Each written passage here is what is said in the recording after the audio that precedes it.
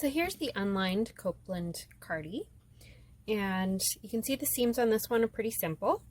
Start with the shoulder seams, then you put the sleeve in, and then down the bottom of the sleeve and down the side seam. And that's it. All that we've got left for the unlined version is hemming. Now if you were doing the ballet wrap version with the unlined, then you would be basting the tie on first, and then when you hem, then that would turn and you would just top stitch the tie in place, the same as the regular hemming version without the tie. Okay, so to hem this, you've got a few options. You can serge all the edges and then just turn 5/8 of an inch and then stitch through the serged edge so it's finished on the inside. Another option would be to fold this like 1/4 of an inch and then fold another 3/8 of an inch because it's a 5/8 of an inch hem allowance, and then top stitch through the edge there.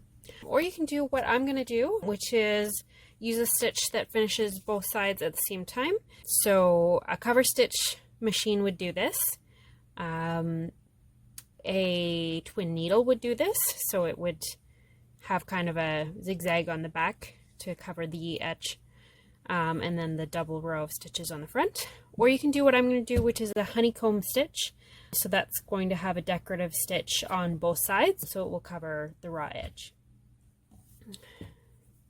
Now when you're hemming down here at the bottom, so you're going to fold it 5/8 of an inch on both sides. And then, so when you're stitching down to the edge of the tie, you're just going to stitch straight and then finish your stitch and then stitch again on the other end so that it gets down to the end on both sides there. So I will get this hemmed and then show you what that looks like.